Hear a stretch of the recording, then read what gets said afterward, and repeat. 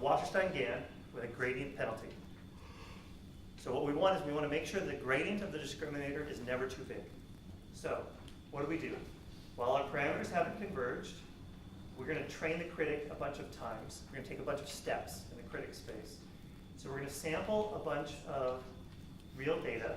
We're going to sample a bunch of z's, and we're going to sample a random number epsilon, which is uniform between 0 and 1.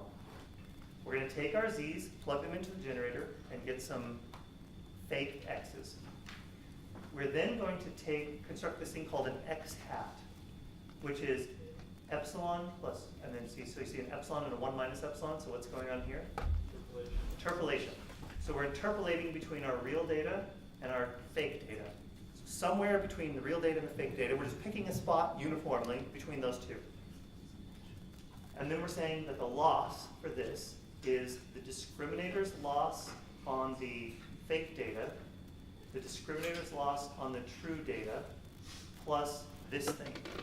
And this says, calculate the gradient of the discriminator at this interpolated point. Calculate the norm of that gradient and make it equal to 1. To the extent that it's not equal to 1, mean squared error. Okay, so what this is saying is it's saying, hey, discriminator, your gradient has to be 1 everywhere, or no more than 1. Actually, this forces it to be exactly 1. And that is part of your loss function. Okay, so what's going to happen when we take the gradient of this? Think about it for just a second. That's our loss function. So someone out here is going to take the gradient of the loss function, but as part of our loss function, So this introduces second order derivatives? we're to calculate the gradient of a gradient. Right? That's right. Okay, and so this is like, so if you just read this, it's very difficult to understand why they're doing what they're doing. It's all in this mathematical development that says we need, so let's back up one more time. I'm sorry, I should have made this clear. What they're saying here is the true condition is that the gradient of the discriminator can never be anything but 1 everywhere, meaning over the entire space. That's impossible to compute. So what they do instead is they sample a single point and make sure it's 1 there.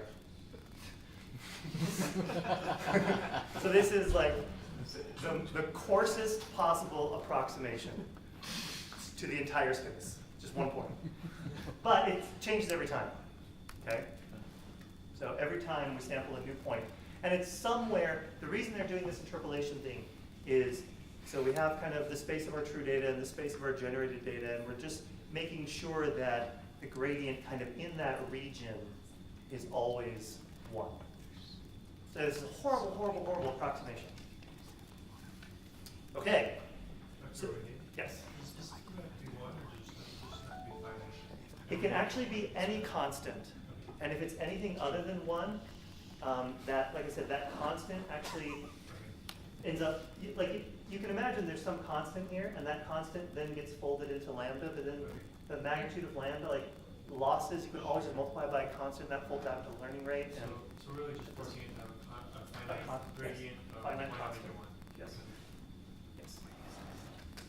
And so just to be clear, we're not forcing the gradient to be 1, we're forcing the norm of our gradient to be 1, right? Yes. Sorry. Yes. The norm of the gradient has to be constant. Because that allows our gradient to actually change, and because if we were forcing all of our gradients Yes, to be 1, I'm sorry. Okay. Good point. It's the norm of the gradient has to be 1. Thank you for clarifying that. And then we're out of time, so I'll just show you one result slide. This is generated bedroom scenes using the improved Wasserstein-Gann. And I think they're quite compelling. So there's some visual artifacts, but statistics are actually pretty good. Okay, we're done. Thanks for getting through that with me.